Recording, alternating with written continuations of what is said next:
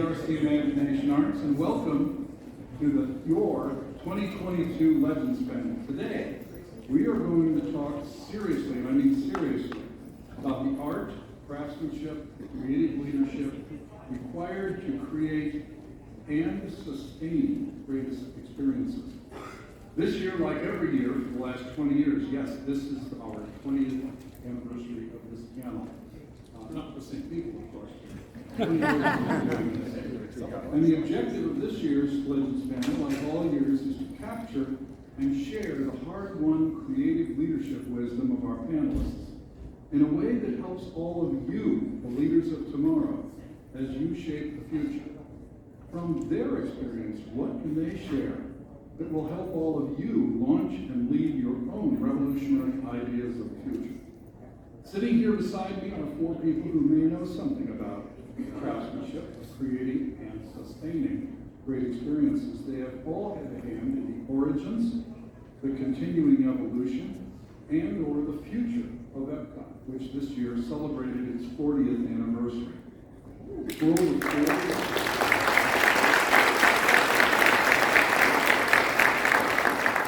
For over 4 decades, Epcot has remained the 5th, 6th, or 7th best attended theme park in the world. How has it done that? How has its core identity evolved, tried new things, refreshed itself, going from Epcot in all caps, because it was an acronym, to Epcot with just a capital E because it's just a name. From idea-based originally to IP-based and beyond. And what visions inspire the future? Your 2022 panel includes some real lightweights. Bob Weiss is soon to retire from his role as the global ambassador for Walt Disney Imagineering, a position pioneered by the late Imagineering creative leader and Disney legend Marty Sklar, who was frequently one of the key guests on this panel. Bob Weiss was a leader in the original creation of Tokyo Disneyland and was the glue that held together the creation of Disney MGM Studios, today known as the Disney Studios Park. And he was overall creative leader in the creation of Shanghai Disney, which, after which, he was appointed head of all of Walt Disney Imagineering with responsibility for Disney's global parks, resorts, cruise ships, and the expansion and reimagining of Epcot. His next project is the curation of the Marty Sklar archives. Jody McLaughlin is an executive portfolio producer for Walt Disney Imagineering. Jody joined WDI in 1987 as a set designer, first for Disneyland Resort in Paris, and then for Animal Kingdom, advancing to producer and later executive portfolio producer for Disneyland Resort and Hong Kong Disneyland. And since 2007, she's been guiding the transformation of Epcot. Jody's Epcot involvement has already included Moana's Journey of Water, World Celebration, Guardians of the Galaxy, Cosmic Rewind, Spaceship Earth exterior lighting, Remy's Ratatouille Adventure, The Soul of Jazz in an American Adventure, and I think you get the idea there. Kartika Rodriguez is the current Vice President of Epcot, overseeing all elements, including the day-to-day operation of the park and the current transformation of Epcot. It's the largest growth project in the park's history. Kartika joined Disney 22 years ago as an industrial engineer in the Industrial Engineering Department, quickly advancing to Walt Disney World Integrated Facilities Manager, Magic Kingdom Parks Operations Manager, General Manager of Epcot Park Arrival Experience, which included the food and beverage, merchandise, guest relations, outdoor vending, and so much more. Rick Rothschild is the founder and chief creative officer of a company called Far Out Creative Direction. Previously, he spent over 31 years as a Disney Imagineering executive. Rick directed 25 unique theme park attractions. Highlights included co-writing and show producing the original American Adventure in 1982 and its update in 1992. Plus backstage magic for Epcot and Disneyland, Honey, I Shrunk the Audience for Epcot, and post-Disney, Rick has been leading the development of a thing called Flyover, which is a family of standalone fully immersive flying attractions in Las Vegas, Iceland, Minneapolis, Vancouver, and with more on the way. Rick is recognized by the Themed Entertainment Association as a TEA Master. That's a big deal. Rick was also elected to the Academy of Motion Picture Arts and Sciences, the Producers Guild of America, and the Visual Effects Society. And this year, in addition to being your curator and moderator, I too qualify as a member of this panel. So it's kind of awkward, but I'm now going to introduce myself. I'm Bob Rogers, the founder and chairman of the RC Imagination Arts. For Epcot, my company created 2 generations of post shows for the General Motors Pavilion, including the original Bird and Robot, if you're old enough to remember that. For WDI, I wrote and was one of 2 producers for the original Impression de France, which plays still to this day for 40 years completely unchanged in the France Pavilion.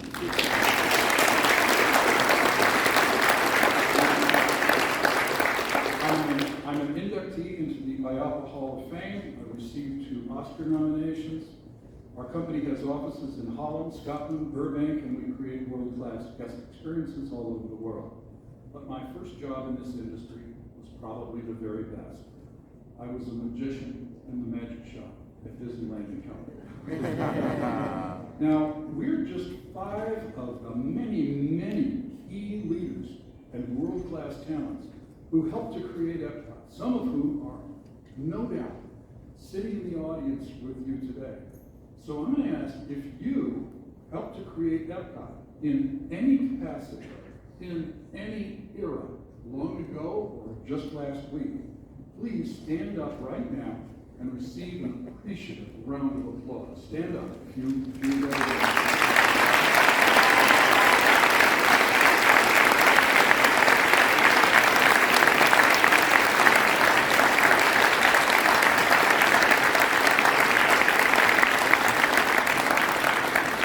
Now, I hope all of you noticed who stood up next to you or near you, because immediately following this panel, go ask them a question about Epcot. And then also, or you can also come up here and say hello to us, because our panelists have agreed to stay for a while to sign autographs or just say hello. We're going to form a line. The head of it will be where Rick is sitting, and the hidden line on that side. We're going to go across the front of the dais that way. With that introduction, ladies and gentlemen, please welcome your 2020 Legends Band.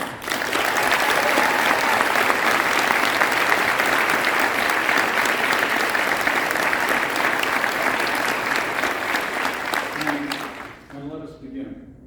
For 40 years, Epcot has been a success, always placing as the 5th, 6th, or 7th best attended theme park in the world. But when it began, it was one hell of a dare. From the start, it broke every norm in a Disney park, talking about being an experimental and a prototype. No castle in the center. No Disney characters or IPs, at least at first. No thrill rides. It was all reality-based, not fantasy or IP-based, at least at first.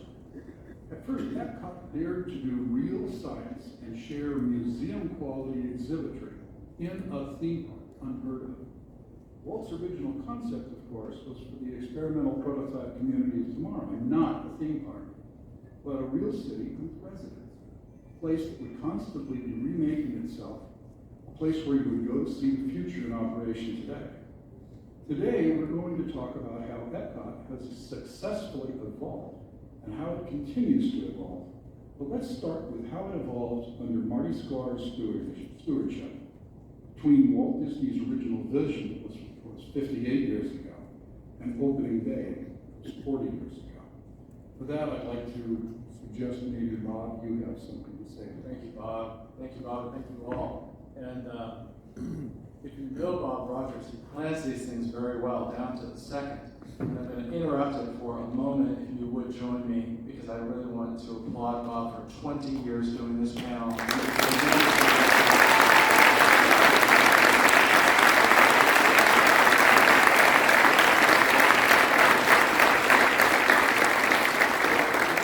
got 20 years to go to equal Epcot, Bob. So. Thank you again, and I had the great pleasure of when I was running WDI as president, one of our facility executives showed up at my office and he said, "What do you want me to do with all of Marty's boxes?" And I said, "What boxes?" And for those of you that don't know Marty, I'll tell you a little bit about him in just a few short minutes. But if you go to the next slide, Marty Sklar was in many ways the founding leader of WDI, a mentor to so many of us, deeply involved in everything that WDI is and has been and will be. And he was also somebody who kept stuff. And we discovered in the WDI warehouse quite a number, dozens and dozens of boxes. And so I called records retention at our corporate level, and I said, "Shouldn't these be with our Iron Mountain records?" And they said, "Well, we called Marty a lot of years ago, and we said he already sent too much Iron Mountain. We couldn't take it anymore." So I called his wonderful wife, Leah, who's there standing next to me. You can tell this is the height of COVID. And I said, "Leah, what should we do with all these boxes we have that Marty left behind?" And she said, "I already have my house stuck with boxes that he left behind. And he has 3 storage containers full of boxes." So we started to do an assessment of this collection that Marty had left behind. And it turns out we have more than 1,000 boxes of Marty's records that go all the way back to about 1956. And our archives, Disney Archives, recommends that it's something above 2 million documents, many of them original documents in his handwriting. And they represent the largest single undiscovered archive in the company. And there are many, many wonderful things that no one has seen yet. You're some of the first audience to see them that relate to the development of Epcot. And again, if you don't know Marty, I will say just one more important thing about Marty, which is that without Marty Sklar, Epcot would not exist today. And there's many of us who have great contributions to Epcot, but it literally would not exist without Marty, because Card Walker came to Marty not long after Walt Disney World had been completed, the first phase. As you know, Walt Disney had passed. He had really, exhausted himself trying to start Waltstream, and Card told Marty, "If anyone's going to carry forward Waltstream of Epcot, it's going to be you." And that's what this collection represents, is Marty's tireless effort to get Epcot open and for the many decades forward to keep it that way. This is a storyboard we discovered. We think it's probably sketched out by Harris and Ellen Shaw. This is from the 1958 TV show that Walt did, introducing Walt Disney World for the first time, where the collection is full of many wonderful pieces like this. Marty said that one of his greatest conversations with Walt Disney was a conversation where Walt basically sat down and told him what his vision for Epcot was going to be. And Marty he said, 7 pages of handwritten notes, which formed his understanding moving forward after Walt's death, what Epcot was going to be. And this is the second generation of those notes after the first 7 pages. But it is the first set of notes that he took after Card told Marty he was going to have to be responsible for carrying Epcot forward. And you can see the depth of his understanding of those notes. And then Epcot went through very many evolutions, even after the initial press release, which is what this represents of Epcot, the first time. Many different evolutions to try to figure out not just how to move forward with a vision that Walt had, but how to make it something that was viable and sustainable to the audience or the company. And you can see in the next couple of slides different evolutions of Epcot. Marty was a big believer in bringing experts in. He brought many experts to Disney World and to Burbank and to Glendale to talk about health, to talk about sustainability, farming, food supply, to talk about energy, to talk about transportation, future of cities. All of that work, all of this room we worked on Epcot, as well as Marty's vision of how to interpret Walt to carry it forward, but also make it viable. Some interesting evolutions in this collection. This is what would be Become World Showcase, a group of pavilions from countries with a future world, more of a corporate showcase. You can see the distance that they have between each other in this model. The next evolution of that model, you can see someone decided we're going to push them together, we're going to make them integrated, and that's what's really going to bring success to this product. So in this collection, we've seen many, many things that were fateful decisions that had to be made. Here's a picture of Marty in what I call his horse blanket jacket, and a collar that will definitely place him in the period. Marty reached out to John Hench, and they really became partners, and a huge amount of Marty's effort into reaching out. John Hench used to get a stack of design magazines from our library every Friday to take home to see what was happening in the design world. Marty asked the library to send the same set the following weekend, so he could understand what was influencing John. They had a great relationship. They were very in sync and very complementary skills. Again, you can see Marty, one of the great presenters. He was a great mentor to many of us. He was tough, no question about that. Some of us may talk about that, but he was a great mentor. And he didn't believe there was a document in the world that wasn't worth editing. So just about every piece of paper we have from Marty has been edited in some way. His handwriting is a pretty amazing thing in itself. Personality that goes into someone who led a creative organization, believed in creativity, believed in story, and believed in this great vision. Okay. The shifting theme of Epcot. The theme of Epcot has shifted over time. It had to. Where's it headed next? It began as the experimental prototype Community of Tomorrow. In 1981, when I was working on it, one of the understandings that some of us had backstage was that, and I'm going to quote from a long time ago, Epcot will address the issues that must be solved if humankind is to survive the 21st century. Energy, transportation, communication, world peace. Pretty darn lofty idea. I can't find that written down anywhere, but that was my understanding at the time. Also at that time, behind the scenes, we also had our internal joke theme statements. For example, some of them deliciously cynical, wicked, and inappropriate. For example, and here's another precious and limited resource being well managed by a large faceless corporation. Some would say that the theme of Epcot, that's of course totally inappropriate and wrong, but it's funny. Some would say that the theme of Epcot is or was reassurance. It opened in the first year of the Reagan administration. But over time, the audience's needs change. They always do. Today, the national psychosis has probably shifted from needing reassurance to needing healing. How do you serve that? Today, we hear themes like always in a state of becoming, or one of my favorites that I think Kartika mentioned to me, we are a worldwide family united by our possibility. Both of those are very positive. I'd like you to talk about that. How has the theme of Epcot evolved, and what guides the future? And if my history of that is completely full of nonsense, please correct me. But more important, how do you adjust a theme to meet the changing needs of your guests?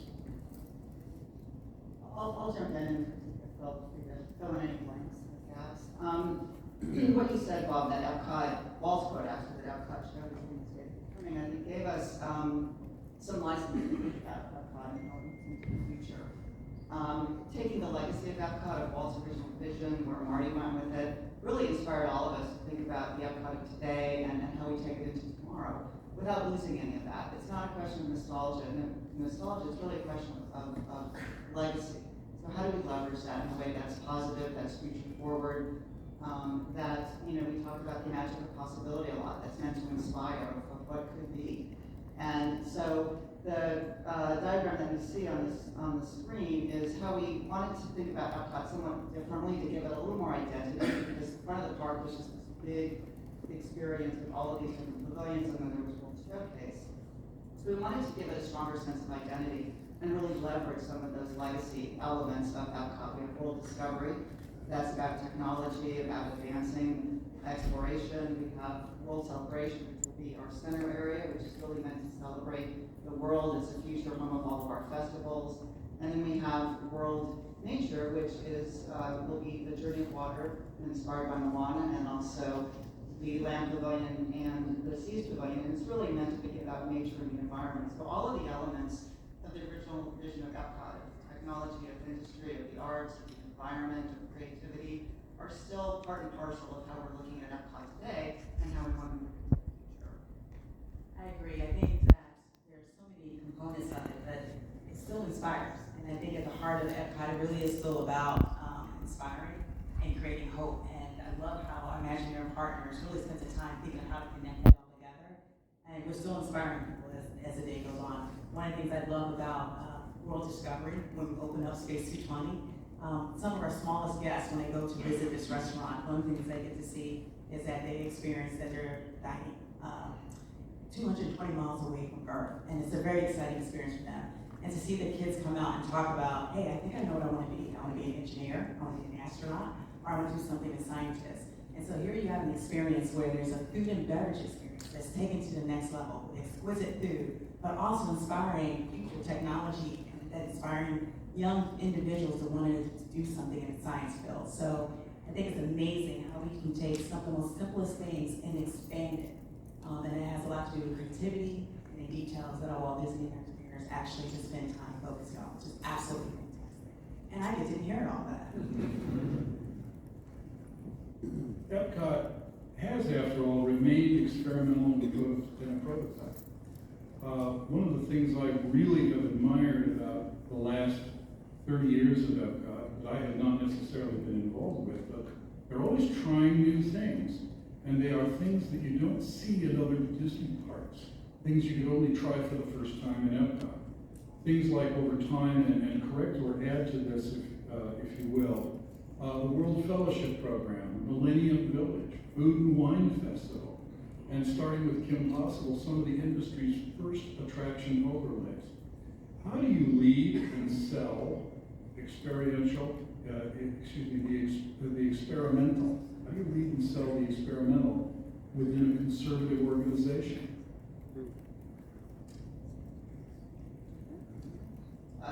I'll start. I think it's about, we have to understand the ethos of Epcot, and I think that allows us to think about experiences differently, to think about theme park experiences differently. It's, in the ecosystem of the parks here in Walt Disney World, Epcot stands alone just for what it is and what its origins were. That is a very different park, it's a very different experience. And, Walt was taking a risk when he envisioned it, and Marty saw that and really wanted to deliver it in a way that it could be functional and fun. It's still a theme park. But I think the experimental part was what inspired all of us to keep going, to partly give, I think, Epcot its unique identity, that we are given that ability and that permission in a way to run with that. Yeah. I think also that, oh, sorry. Go ahead. I was just going to say quickly that I think also one of the things that when we started this work, I think there was a broad understanding that our parks have to be differentiated. And so the studio is different than Epcot, it's different than Animal Kingdom, than Magic Kingdom. So Epcot's identity, which has developed over these decades, is really important to preserve even as it evolves forward. And I think also just how we lead through it today is there's lots of metrics that we use, right, to understand what the guest experience is like. One of the things I really love is one of our newest festivals, the Festival of the Arts, where we introduce the Broadway series, where we do arts and things like that. And our guests absolutely love it. So that experimenting with different things and see what the guest reaction is has been helpful in guiding us. And they tell us they enjoy those type of things. Families where they have an opportunity to come to our park, and maybe their children have never had an opportunity to see a Broadway series. Being introduced to that has been just phenomenal, and just watching their faces and opening up things and experiences that maybe they might not have normally seen. And I think that's where Epcot does a great job of. And continue to look for ways to explore and to show. When you think about the World Showcase Pavilion, being able to see the architect, being able to be as close, in some cases, people may never be able to travel to Morocco or to China, and coming up close and having that opportunity to interact with our cast members from those different countries to learn about their cultures. All those type of things make that experience so much more rich and detailed. So I'd like to go back to the beginning of my career in 1978. Epcot was established as a moment in time that was going to happen 4 years later when I basically started. And what I'm reminded of, and it comes back up in all three of you have said, is a couple of things. One, the celebration of the human spirit is at the core, I think, of this entire idea. And secondly, inspiration to those who enjoyed it in whatever way. And I think about all of us who were offered an opportunity. When I arrived, I was in the first wave of hirings, literally received a phone call October 2nd, 1978, to see if I was ready to come to work. And I started in December. And I think there were so many who came in. You have to realize the company was at about 430 or 450 when I arrived. And in less than 18 months, it was 3,000 or more. It exploded. So think about all the different individuals that came into that organization, all the different disciplines that we know comprise WDI, and how many of them came at all different levels of their experience. And a lot of us came with not a whole lot of experience. Like, amazing. And the idea, I think, that is embodied in the spirit of Epcot was embodied in all of us. It expressed itself in a little button that everybody received. It was called "We Can Do It," or the Can Do Crew. There were a number of different variants on it. But this idea that everybody came together because we were all inspired. We were all wanting to be a part of this celebration, to give what we could give. And in that was the experimental opportunity. It was experimenting with giving people opportunity to create. Because the seeds of each of these pavilions, each of these locations around Epcot existed. And in some cases, they went through some crazy twists and turns. American Adventure that I worked on, Randy Bright, who was one of my mentors and who I worked with on American Adventure, it was his second time around creating an idea for that attraction, with 3 others in between, with renowned individuals that were brought in to say what the American show should be about. So, anyways, the notion of experimentation existed in all of us, and the opportunity, going back to Marty and all of the leaders of WDI at the time, provided that opportunity. And I think that was part of the spirit of Walt Disney that was already in all of those who mentored us and gave us the opportunity to try, fail, try again, stand up, go do this. And it birthed in 4 years what we all know as Epcot. So I think there's a lot of passion and spirit that Walt pushed in and pushed out in so many different ways and affected so many of us and gave us the opportunities to birth what is now 40 years old. Yeah, I'd love to amplify that by saying that when the staff at the Walt Disney Imagineering ballooned from 400 to 3,000, WDI went looking for the qualified talent, couldn't find it, so in desperation they hired all of us. And when Marty hired me, I was totally untried and totally undeserving of the opportunities that he and Epcot gave me. It launched my career. It launched my company. It launched a whole generation of companies that are out on that trade floor today with careers. And so I would ask, how do you decide when and who to take a chance on? Because I'll tell you,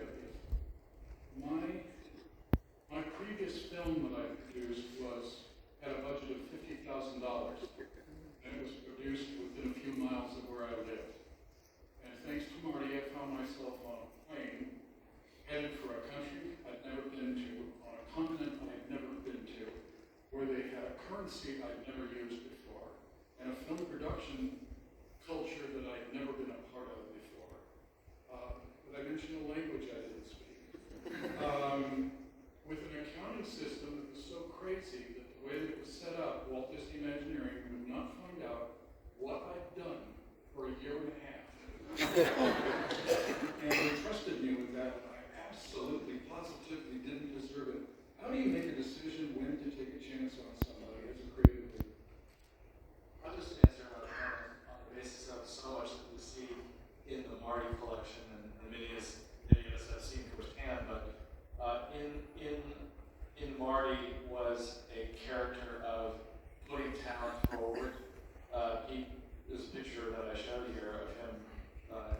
with the storyboard, he was rarely the person who presented the storyboard. He always worked with talent. He always brought talent in the room and expected talent to be the people who spoke for the ideas. He believed in collaboration and the depth of collaboration. And I think most of us saw that he rarely hesitated in someone he saw potential in to let them try it. And you know, he did a lot to make sure that we didn't fail, but he wasn't afraid to take a chance on it. Well, in some ways it goes back to, we all know one of the many phrases that Holmes attributed to have said, or maybe Marty wrote, which is you never know where a good idea can come from. And I think Marty did write it, if not, he understood it from Walt pretty clearly. You never knew where a good idea could come from. And that was part of what I think fostered the whole process, was allowing anyone who had an idea to feel free enough to put it forward. The urgency, like he just put it against fighting a war or some other kind of situation where you urgently are trying to do an all hands on deck and all this, but it is sort of that. They have 4 years to produce this. And so, how do we do it? Well, we hire a whole bunch of people. And we do our best to try and pick the right ones. And then we also know that out of all that group, there are going to be a whole bunch of talents that existed we didn't know, and they may not even know is in there. And I think that goes back, I mean, the little I understand from learning from some of those who mentored me about what it was like in the studio days, there was a lot of individuals who had extreme talent but were also given tremendous opportunity. Whether it was Exitencio or others doing things with parks and all that. I just think there was a spirit that Marty understood, valued, and just completely supported. And everybody else sort of agreed with that. And it didn't mean that anything went unchallenged. My greatest fear was standing in front of John Hinge my first couple of years. It was like, somehow Marty seemed sort of friendly, and every time I stood in front of John, he would bring out his opportunity to stick into the exact weakness that you knew existed in whatever you were pitching to. He had this great ability. But it was all done for the sake of making things better. And it was all done to help you do that, whoever was doing whatever they were doing. So It was still scary. but it was still scary. You said a good idea can come from anywhere. One of my favorite Marty quotes is, everybody knows there's no such thing as a bad idea, and I've seen a lot of them. Okay, Rick, I'd like you to pick up on one of the things that I really, really admire, one of those little miniature little details about the original Epcot. When you were helping to create Epcot, you and Randy Bright received one of the real prize assignments, and that's the creation of the American Adventure. That's spectacular history of the United States, but it came with a challenge that defeats almost every writer of history. How do you end that history of America? Do you end with a moon landing? Do you end with a shuttle launch? At the time, that might have seemed like the things to do. But those things all go out of date. More specifically, and eventually for the whole panel, how do you end that story with an uplifting and emotionally satisfying exclamation point that holds up decade after decade after opening, in spite of the fact that the national mood changes? Talk about what you came up with and why it still works. And then I'd like the panel to address that problem of how do you make something timeless when you have to make something timeless. Yeah. As you were saying all of that, I found myself thinking of the environment of American Adventure and the 12 statues that ring rooms on either side. The spirits of America, and what went into sort of that idea, what went into defining that. And I think at the core of answering your question has to do with the fact that the show is about the spirit of America, how that spirit came into being to help people understand that it's an endless evolution of that spirit and the exploration, again, to go back to experimental exploration and all that, but the exploration of what democracy means. We're still going through that. We will go through that as long as this country, I believe, stands. I think we all feel that. There will be constant. That's the foundation on which we build. So, with all of that in case, and Randy really, to his credit, came back with this idea by Dr. Alan Yarnellen, who many of you have seen and heard about, who was a professor of history at UCLA. They spent many hours talking about what should be in this story, but ultimately, as it evolved itself towards what you see today and what we opened with, it had to do with this idea that we will, like all of Epcot, and it's a good lead into the rest of what Epcot has become, is always going to be in a state of becoming. So the ending should probably simply be the launching point to the future, because there is no end. You can't end America's history when it's still evolving, it's still going on. So I think that was the first step, and then the second step was how do you fill in with closer history? And there was a lot of discussion. I won't go into all the depth of it what I talked about, but I will mention one thing. There was a discussion, rather strong discussion between Randy and myself, two generations of difference, about whether any aspect of Vietnam should be in the original opening day presentation of the Golden Dream. And Randy ultimately, in his wisdom, was right. He said it's too close. It belongs there, but it's too close for us to know quite what to do and how to deal with it. So if you note the history, when we came around 10 years later, in the evolution and understanding that the only way that the American adventure, and I think that's the challenge that all of you are dealing with, is how do you keep it current? How do you keep it connected to relevance? And so when we came back around in 1992 to do the expanded version of the Golden Dream, Vietnam became part of that, and I think was at that time more appropriately presented. Things like the wall in Washington the memorial had been put in place. There were a number of things that helped the healing of this country that allowed us to deal with that. So, simple answer, long-winded, is it's ever evolving. That was the fundamental solution was really Franklin and Twain stating that. We also, I think it was very important that the Golden Dream sequence was updated periodically. In fact, we updated it. And I think it doesn't add another audience member, it doesn't bring another ticket to Epcot, but it's incredibly important. And in that case, we also music, score, all that. But I think one of the things we talked about, Jody, at the time, I think, was how do you find those critical images, people, transitions, but especially today, how do you find them in such a way that they unify people? We don't all have to disagree, but what are those and occurrences that have unified us as a culture, and to try to figure out how to represent those, even if they're really close in time. I agree with you. And it does bring it back to those 12 spirits, because that's how you do it. The clue to continuing to evolve the American adventure, in my perspective, is look at those 12 spirits. And that's the connection of that spirit that's still alive in different ways and manifested through different human beings throughout the history of America. They're still all existing. And I think too, even beyond American Adventure, when we first started a lot of this transformation work, Bob Chapek gave us some pillars, some sort of guiding principles that I think informed our storytelling, and we thought, to answer the question really about how do you create something timeless, and one of the things were more timeless, more relevant, more Disney, and more family. And when you think of those four pillars, some of them are immediately obvious for Epcot, some of them not so much. But the relevance part, I think, is important, especially as we want to keep up with today's audience, today's guests, the changing demographics in the world that we live in, and making it relevant for everybody, and have representation across the board in all of the experiences, and find those common threads we talked about earlier, this shared humanity. What are the things we all have in common that we can experience together?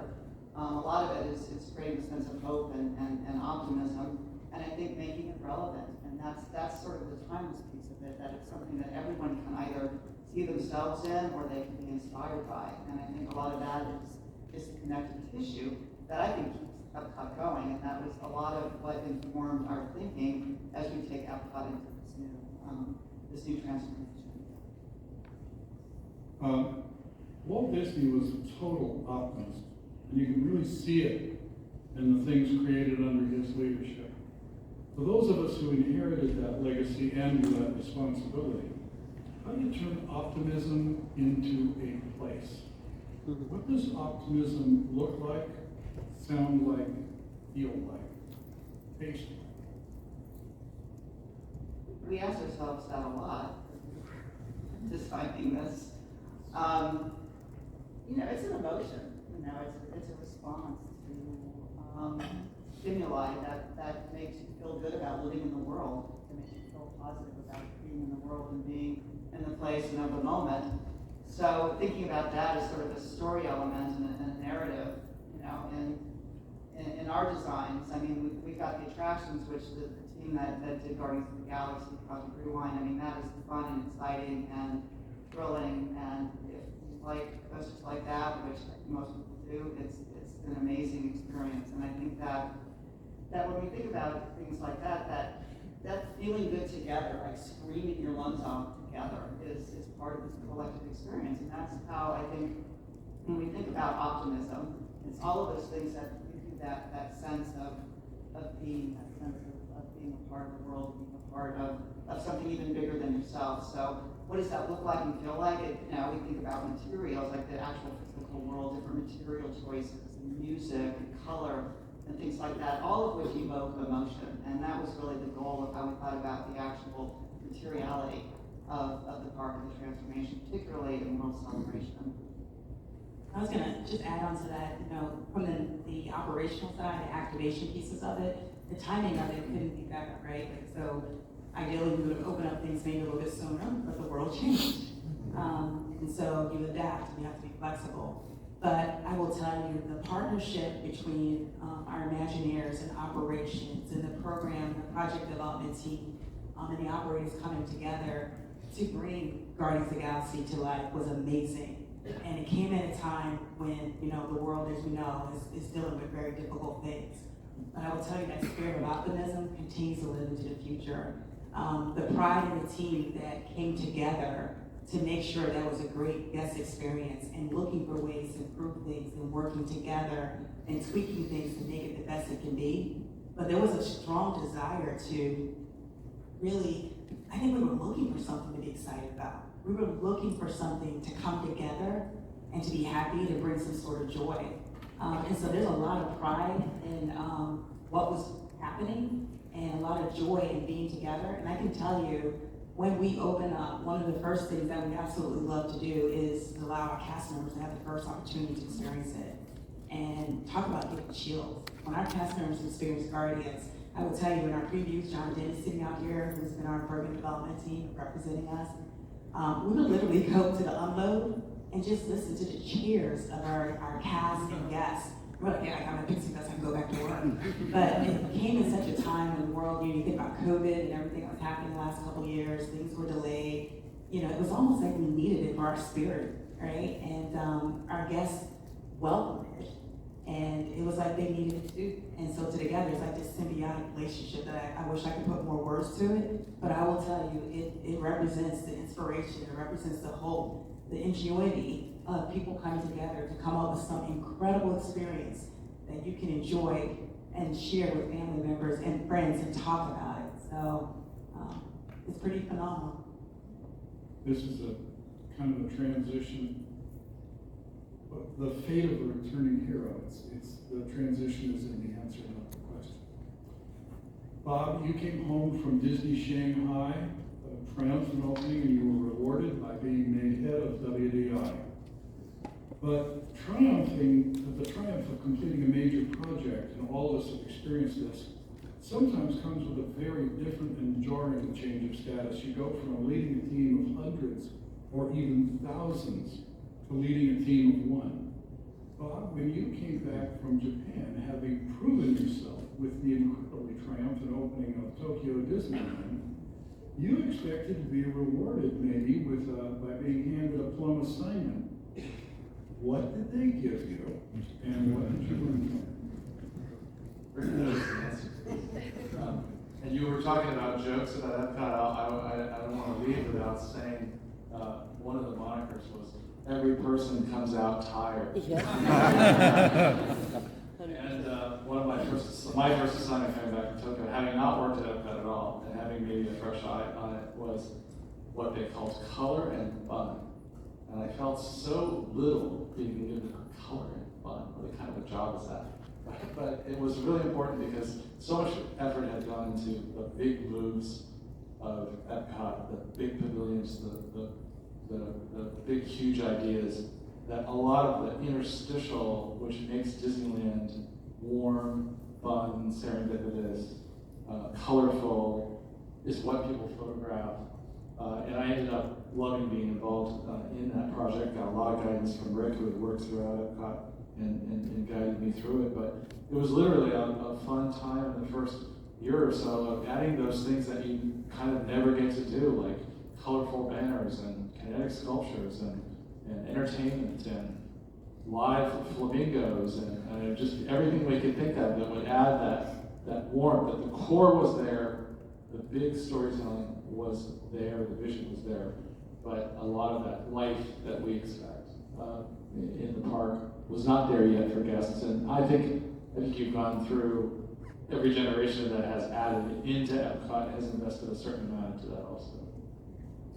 If some of you know the name Terry Van Gorder, a philosopher in our industry that ran Knott's Berry Farm, and before that, Six Flags Magic Mountain, he used to say, never underestimate the power of rocks, trees, flowers, and flowing water.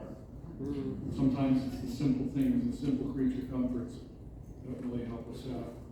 A moment ago, I made a very rude joke that wasn't that funny about corporate sponsors. And sometimes we kid around about corporate sponsors, but in the end, corporations, not countries, are where you find the dreamers and innovators who have the imagination and courage to share your vision. You know, look, a World's Fair has lots of pavilions sponsored by nations and some sponsored by corporations. But at Epcot, as I recall, almost all the sponsors are corporations, even the sponsors you find in the country pavilions. So first of all, do you agree? But more important, how do you craft your storytelling so that it inspires and serves both your corporate sponsors and also your guests? How do you thread that needle? Well, I'll pick one example that I think goes back to something, Jody, you were talking that at a higher level, at least for World Showcase, the environment was a challenge. The goal was to create something authentic while it's still fake. Not the real American. But the authenticity factor was extraordinary. Morocco, for example, they brought over these sculptors were Moroccan sculptors to sculpt. So Moroccan hands, centuries after the first Moroccan hand, created what you see in parts of the decorative elements, those beautiful decorative elements in that architecture. So authenticity, honesty, I think prevails. So that leads me to answering your question, which is honesty. And the example I'll take is second time around on Golden Dream, we still had corporate sponsors, still had American Express, and we still had Coca-Cola. So our responsibility was to share our storyboards for where we were going to go, with who we were going to include the second time around. And one of those was Cesar Chavez. Cesar Chavez has a direct connection to Coca-Cola. We knew that going in, and we were asked to go to Atlanta and present to the emeritus Coca-Cola historian. For you younger people, Cesar Chavez led boycott grapes movements and other things, and it was a pain in the ass to corporations, but a hero to the people that he served. Right. So going in, I'm going to go through this presentation, just waiting for the explosion. And this gentleman who was brought out of retirement as the emeritus historian went through the whole presentation, sat at the end, said, I think it's true. He said, the only way to deal with history is to be honest about it. So at least back then, the corporations that were involved working with us, to a degree, were accepting of the fact that what we were doing and the mission that we had to present had to be based on. And Rick, I think a big part of that role early on in Marty's work was a mission statement that basically said, we're going to work with the best, most innovative individuals and companies in the world, in the US and in the world, but we are the storytellers. And they need to collaborate with us, and we need to learn about what they do. And he had many conferences on so many topics.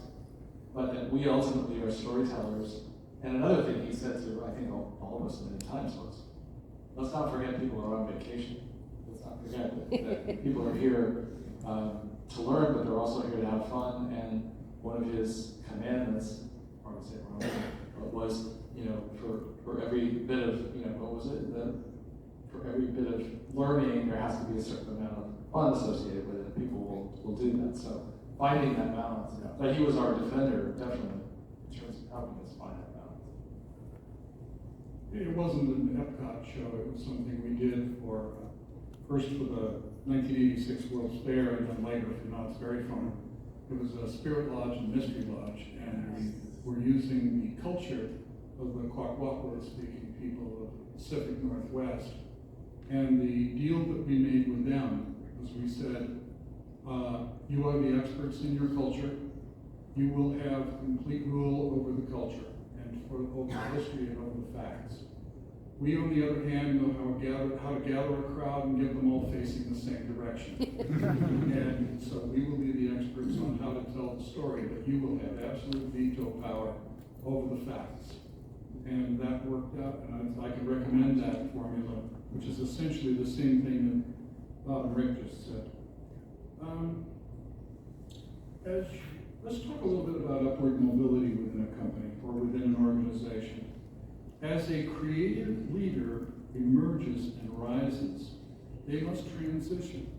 They transition from supporting roles to starring roles, in which they're the center of all creative decisions on a project, and then they have to transition to another level above that, where they have to be less like a player and more like a coach. How do you drive creativity as a creative leader, as opposed to a creative talent, if you can somehow figure out what I'm trying to say there?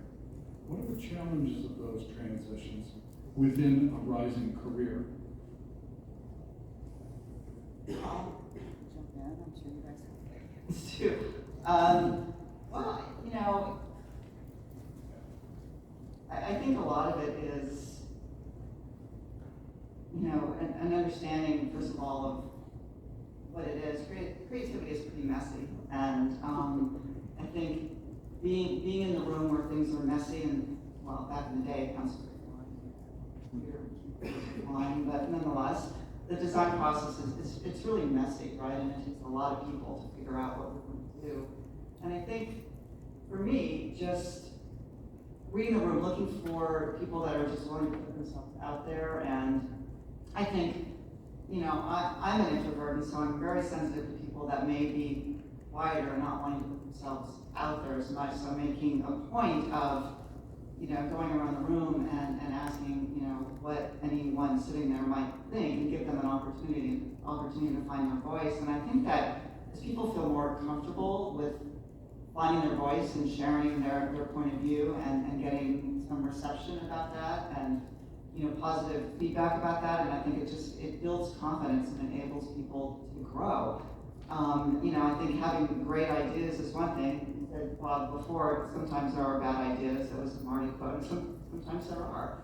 But you kind of have to run with it and see where you can go, what could come of it. And I think just finding that voice in people, finding that spirit in people, and giving it a runway, giving them an opportunity to get themselves out there, making them feel comfortable about it and good about it, and really, giving them that, I guess, that voice in the room. I think for me is how do you spot creative talent, but how do you also let them evolve through the process and give them opportunities. I think that's just important to just recognize and read the room and meet people where they are. Yeah, I would just add to that.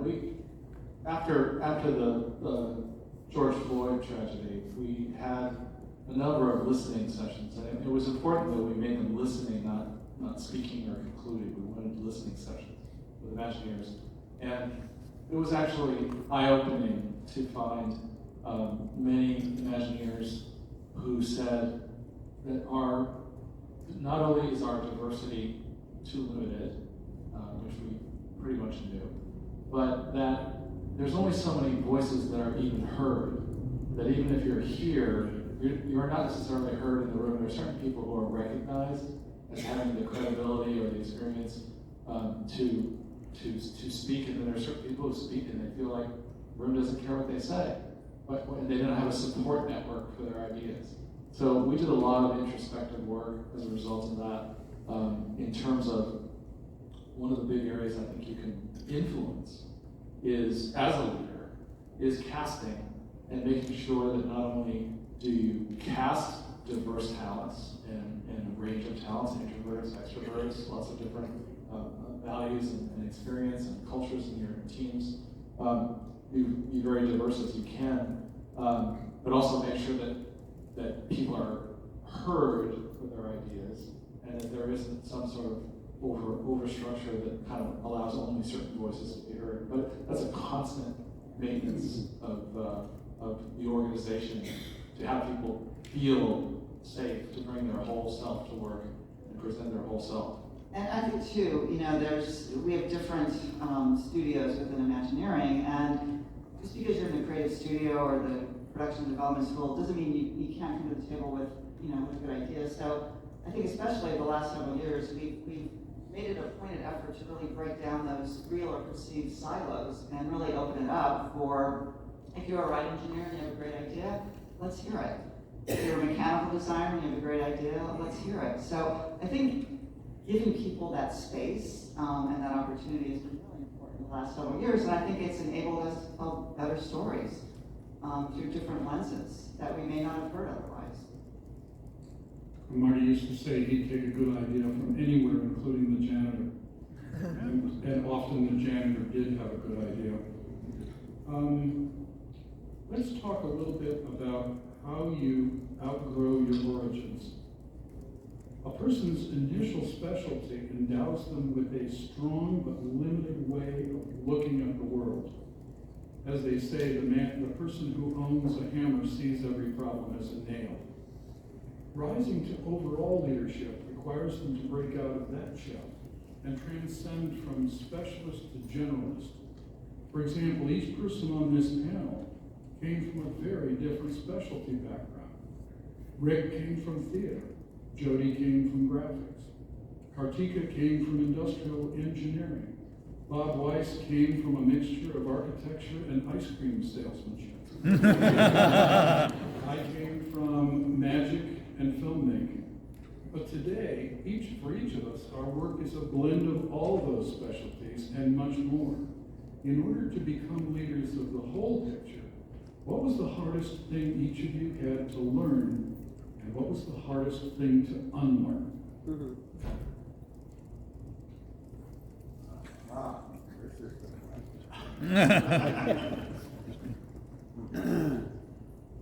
I don't know if it was, I don't know if it was the hardest thing, but you quickly learn the importance of surrounding yourself with folks that are very intelligent with different backgrounds.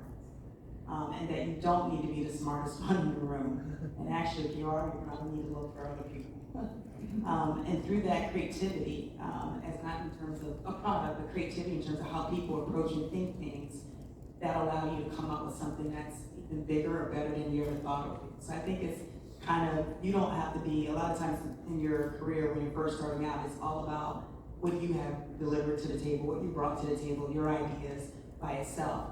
The more that you grow within your career, it's about the collective ideas that come together and what is the best thing to kind of go over that's going to meet the overall objective. So this idea of bringing people with diverse thinking and background coming together to solve these more complex problems. I really do think today the world problems are much more difficult, and our leaders have to have a broader perspective of how they think about things, because the way we have to solve them are no longer linear in how you think about them. So, having people with those different backgrounds, I think, helps, and actually intentionally creating opportunities for people to do different things and stretch their thinking. They don't have to be experts at it, but it's just that exposure to something different than you normally would do helps you think about something different. And the more you can do that and replicate that, the better you're going to be able to solve these complex problems that we have to deal with. Whether it's creative as it relates to building something new, whether it's solving a problem that's been there all along, but you can't seem to fix it because you keep going at it the same way, right? So you have to figure out how to think differently, which means tapping into something that you never thought you would do before. And not to go back to COVID, but I think COVID was interesting. It forced us to think about our business completely different over the last couple of years. You think about character meet and greets, and we had a social distance, and we thought of ways to how can we make sure that our guests have the experience to see our characters, because it's so important to their experience. And having these sightseeing, where we put them out in an area where you could still see them, but maybe you couldn't come too close to them, right? And then we began to look for things like cavalcades, small things we never thought about doing before, saw the value, but we had to think out of the box and how you could still solve for it very differently. Yeah, I think that's a great point. I actually started out as a set, Bob, not graphics. I love to set graphics. I was never a graphic. just saying. So I started out as a show set designer. I never knew I wanted to be a producer until I got interested in creative development more broadly, and it was important to me to sort of understand that process and provide guidance and leadership and help people navigate through the process. So it was.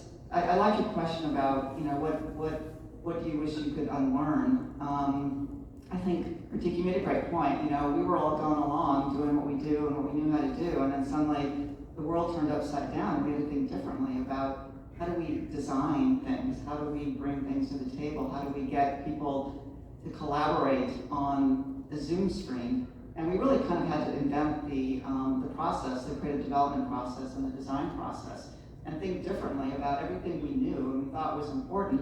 What are those things that we could extricate from that experience that we knew was important and translate it into this new world that we were living in at the time of designing via Zoom? I mean, we designed a whole bunch of this new transformation of Epcot through Zoom.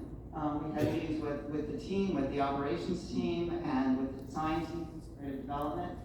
For 2 years, we worked remotely, and we came up with these amazing ideas that are actually being built as we speak, some of which have already opened. So it forced us to think differently. And for me, it's kind of thinking about what are the lessons now from that experience that we can translate now to how we think about designing and collaboration going forward.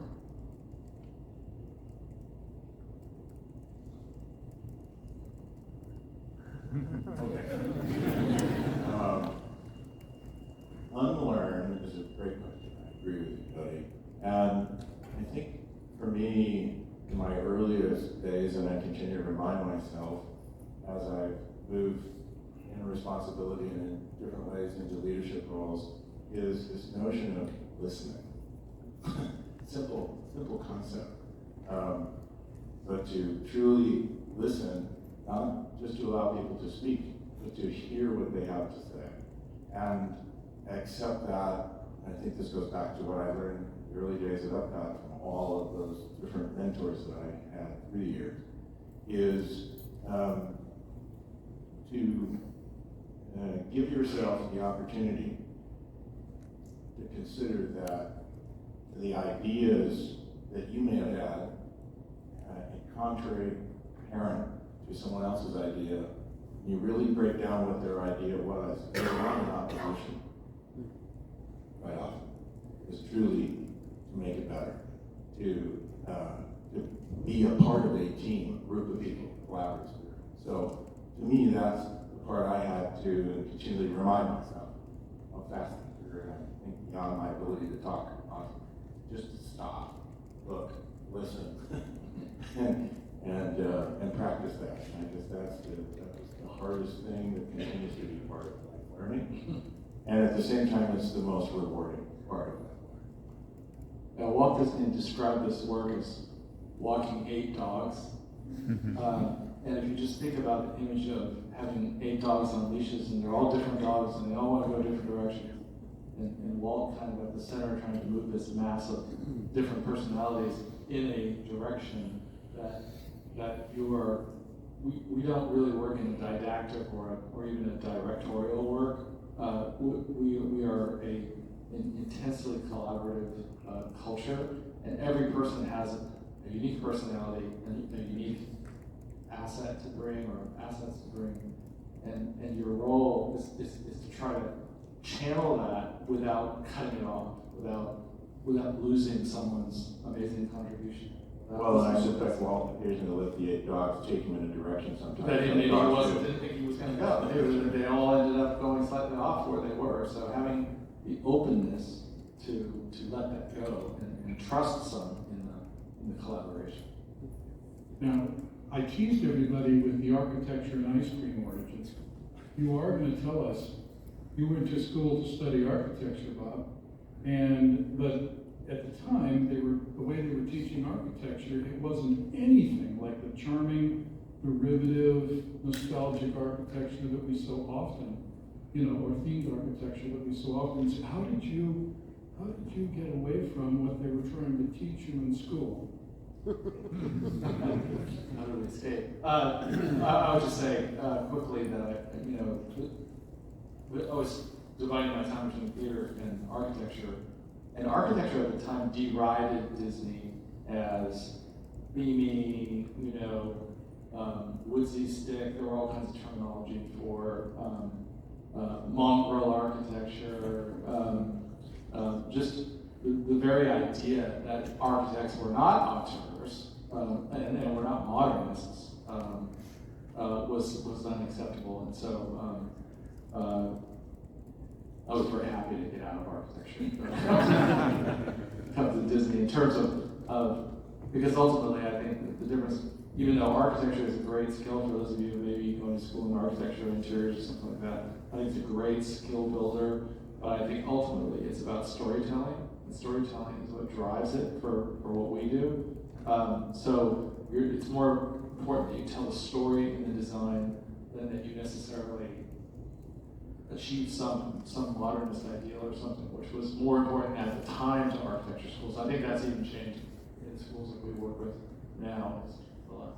But what I was going for there was when we were talking ahead of time, you said that while you were going to architecture school, you were working on main streets for selling ice cream out of cart, which gave you a transition between two very different worlds, so that you were able to say two things very different with a. And it was very heavily, yes, Bob, it was very heavily influenced on me to be at Disneyland working and seeing how Disneyland functioned and seeing the genius, the quiet genius of the way Disneyland works as an urban plan, as a place that people can self-navigate, and the warmth of it, the reassurance of it, definitely affected me greatly. Plus, I learned my 35 times tables because an ice cream bar was 35 cents, so I can add up 35 times, 13.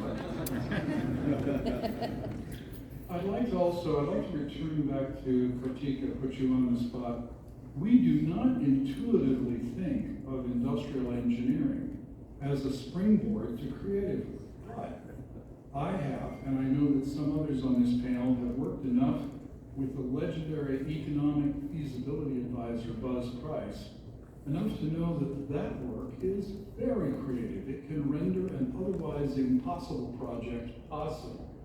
Kartika, in what ways did your training as an industrial engineer uniquely prepare you for what you're doing today, the overall creative leadership in the creation of projects?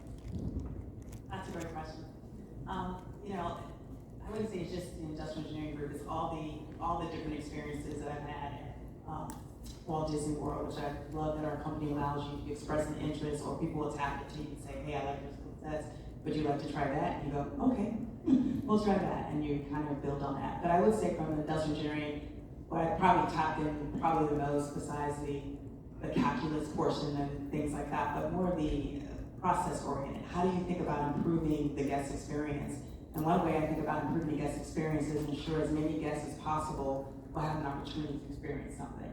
So what are the ways that we can reduce, we'll say waste, or what are ways that we can figure out how to get more guests, we used to call it butts in the seats, but how do you just ensure sure that as many people can experience the things they want to. So whether that's navigating a park, the number of people you're feeding, the number of people that you are experiencing attractions, but looking at your processes today and coming up with creative ways to make it more efficient. And then the satisfaction comes from that, seeing that you're able to move the mark on that and seeing that you got a 10% increase of folks being able to experience attraction that might not have had the opportunity to do that. Or you're able to feed more people in a certain period of time so they can go off and do the other things they want to do. So I think the creativity is how do you solve and do your business a little differently. Maybe even how you lay out a kitchen, right? Is it flowing the best way from the way you make burgers, right? Can you do it a different way so that you can efficiently get more people fed? So that's my creativity. Absolutely. I'll give an example from that I learned from the Hershey's organization, that's Dollywood and Silver Dollar City. It was important to them. At the time, they had a paper application process to apply for a job. And up in the upper right-hand corner, there were these 7 unmarked little squares. No indication what that was for. And the interviews were conducted with a pen over this printed page. And every time the applicant smiled, one of those boxes got checked. And if they didn't have all 7 boxes checked, they didn't get hired. Because, as I think it was B. Hershey said, if you want your people to be friendly, hire friendly people.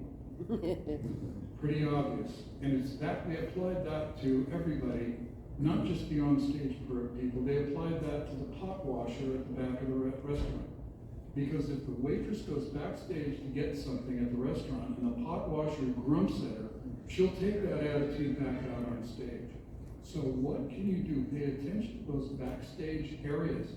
What can you do to make them efficient, pleasant, and easy to work in? Give the people backstage the tools, because if they're frustrated, they will carry that frustration back out on stage. So value engineering, or the industrial engineering, very important.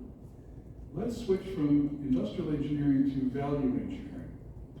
Everybody has to do it sometimes.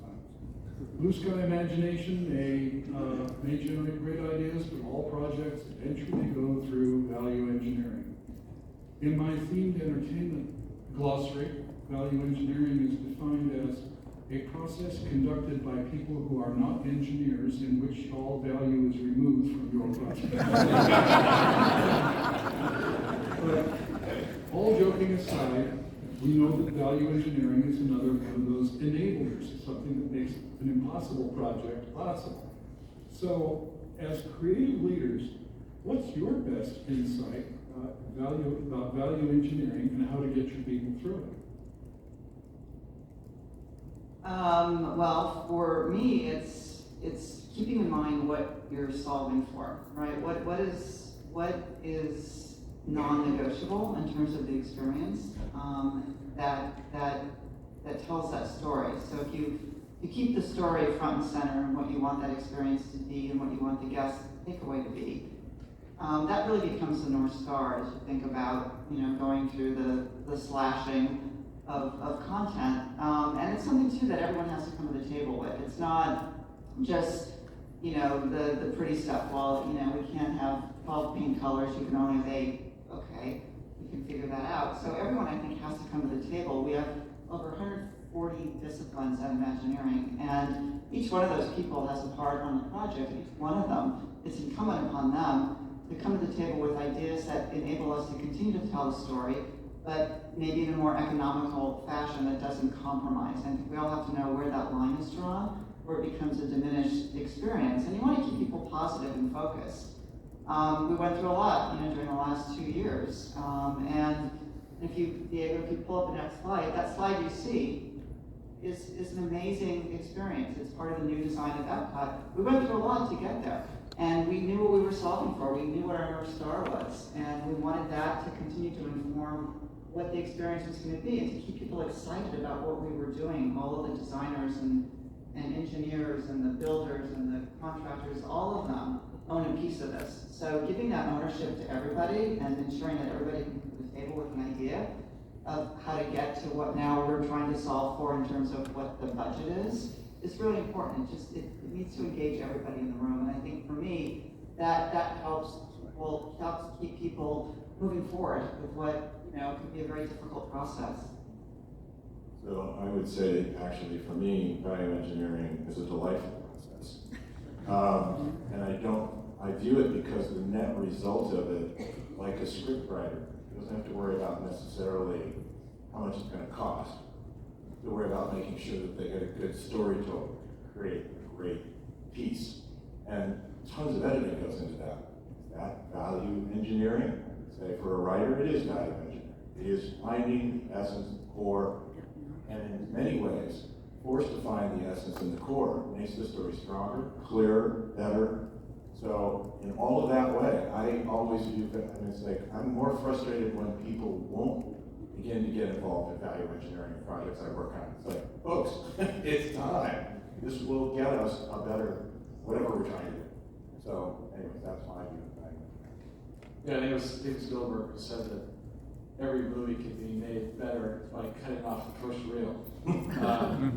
And you just jump right into the action. And I think that I don't see value engineering as a separate process. I see it as a stage in the process where the team has now generated all their ideas, and now it's time to prioritize what story they're trying to tell and work on that. And I'd say, luckily, value engineering usually ends up with a better project, a clearer project, a more concise project. And if it ends up at the end of value engineering, you realize this is not a very good project, hopefully you'll say, we're not going to do it. But more often than not, I think it ends up to be a stronger concept. That's a great transition. I would add to that the idea that the stronger the story is, the better it's going to tolerate the value engineering. If you have a weak story, you go into value engineering, you're lost. You don't know what's important. But if you've got a really strong story, then you've got a spine to fall back on. Let's talk about changes in direction. Sometimes there's a special effect or a technical idea or an entire scene that isn't working, or maybe there's been some value engineering and you have to ask your hard-working team to throw out a lot of hard work and try something else. As creative leaders, how do you help a team emotionally recover and maintain their energy and make a creative restart after a significant punch in the stomach change in direction? Well, Or maybe you never have to do that. No, it's part of that messiness of development. I think a lot of that, again, going back to the previous question, it's really engaging the team, making sure that they feel that ownership.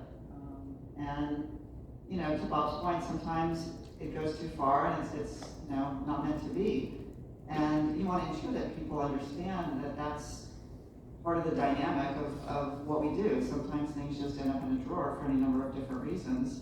But it's the experience itself, and that what I always take away from projects, what was that feeling when I was left with that collaboration, the relationships, the solving for what we're doing, like doing impossible things and figuring out how to get them in front of people. So I think walking away with that and feeling good about that experience just becomes, it holds a place, it stays with you. And I think letting people have that, letting people, give them the grace to grieve a little bit if that's what they need to do, if something, changed or got turned off or for whatever reason, giving them the space to feel what they're feeling, but know that, coming out of the experience, it was something we all did together and we were in it together. So for me, ensuring that team has that safety net, to feel what they're feeling and know that it wasn't personal. We work for a big company and there's lots of factors. So, those are the tools that I like to use with my teams.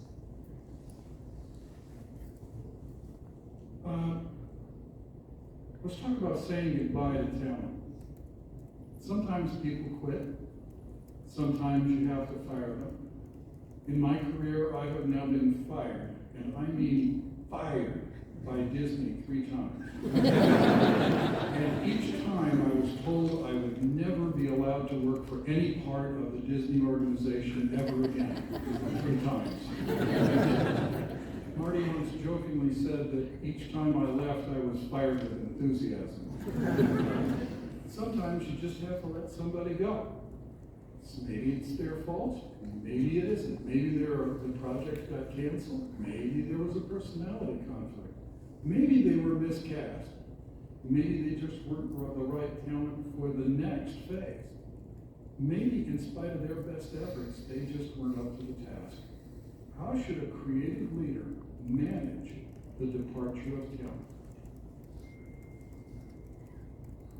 Well, I'll say that, I think that the great thing about all of you and everybody in this business, I think, we love doing it. We don't do this passively. We believe in what we do. We believe in ideas, and we believe in, positive result of what we do. And so I think it's rare that you have someone who's not passionate about their part of it. I think that to me, one of the most gratifying, I'm being off your question slightly, Bob, but I'm going to say that the most gratifying aspect of IAAPA, TEA, the international TEA, international IAAPA, all those things, is that we have more and more become one community of talent. We're not as siloed, there's a universal group, this group, and something else. I think we're all colleagues, we all work together, we all exchange ideas across a broad spectrum. And what I tend to tell people at the end of a phase of a project, or the end of a role, or that, is that when you leave, you take your work with you. It is your work, it will be your work forever, and you take that experience with you, and you take it to the next thing you do. And so you should never, people should not feel that their identity is beholden to a company or to a project. It should be to them, to the people they enjoy working with or they're challenged by, and they should take that with them wherever they go. Yeah, I would add, it's pretty obvious with project-based industry. Whether it's Disney, Universal, or anyone else in the room doing anything that has anything to do with our industry, it's all project-based. And as a result, I reflect on other areas that are project-based in the media world, where there may be a collection of people that come together when a director is hired to do a movie because they have a group that they like to work with. Think about that goes on in our industry all the time. Somebody is brought to the surface to produce something for someone else, and then they need to put a group together.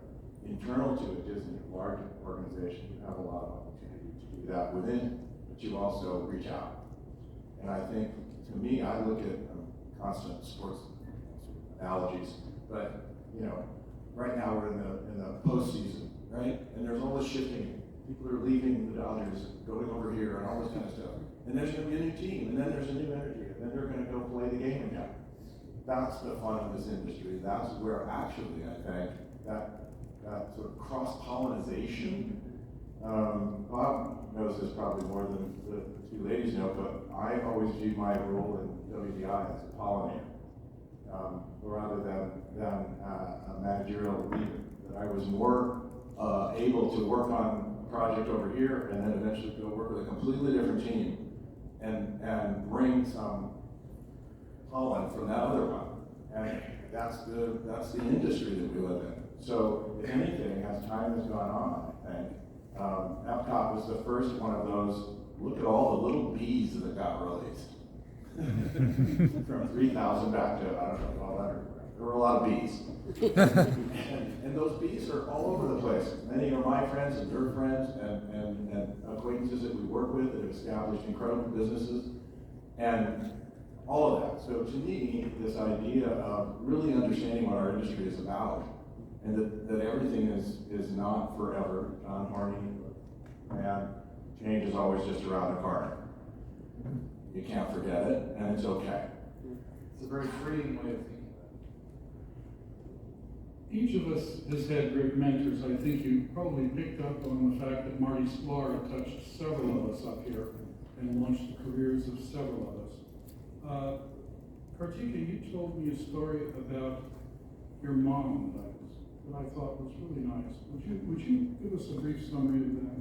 Absolutely. So I think the conversations around who, are mentors and who are folks that have influenced you. And I think my mother was clearly the first individual that influenced me from a leadership perspective. The quick story is that my mother really didn't like the job that she had when she was growing up. I was growing up. And I can remember as a child having her come home and cry. She was a data entry, and my father was a janitor at an elementary school. And both hardworking individuals, very proud of what they did. And but my mother just felt like her role in her job and the way that she was treated was that she was not allowed to reach her full potential. But one of the things as a child that she used to talk to me about all the time is she used to talk about leadership. And she would say, if you ever have the good fortune to be in a leadership role, remember to treat people a certain way. Make sure that they're in an environment where they're able to excel and they're able to be the best that they can be. And everyone has a role. Like we like to say in Disney, everyone has a role in the show. But everyone has something they're contributing. You need to make sure they're doing that. And so for me, as I think about my career, one of the things that's always been a foundation is to really work hard at creating an environment where people feel that they have an opportunity to grow, to learn. That also means giving them tough feedback. It doesn't mean telling them only the things that are nice. But if you truly care about an individual, in my opinion, you give them all of the feedback, the good, the bad, and the ugly, and you work with them through that process. So she's always been my foundation, and I use that no matter where I go. And then obviously when I came to Disney, and I've worked for other companies before, but Disney, there's been, we have the good fortune of having so many talented leaders. If I were to throw out there a couple of them, I think about Jim McPhee, who's recently retired. I think about Thomas Mazzolo. When I think about those individuals, they are great storytellers about leadership and what does that mean and our role and how we develop. I think about a DeJuan Rivers, who helped me early in my career navigate such a big, large company. I think about a Phil Holmes, who was all about operational excellence. He could not walk out in the park and not find something every single day. He raised the bar and challenged us that we could be better. And so having this type of leadership helped kind of shape how I think about things. And I layer that on top of always trying to make sure that people feel special, that they're welcome, and they are contributing and are part of the bigger organization. And making sure they understand how they fit in. And then that, in my mind, builds loyalty like you've never seen before. And whether you are physically there or not, those individuals do not want to let you down because they want to make sure they do a great job. Okay, our time is not up. I have one final killer surprise question for our panelists. It is probably something I should not ask, but I will. It could be their golden opportunity to publicly make a career-terminating remark. For 30 seconds, though, we're going to let them think about and worry about that while I take care of some housekeeping. First of all, was this any good? Did you like this one?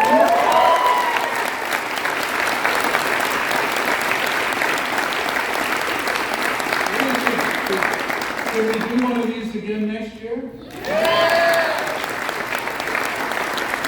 Okay, well, we can't do these. We cannot do these panels without your support and your permission because you asked for these panels. You requested by giving the panel and the speakers high ratings.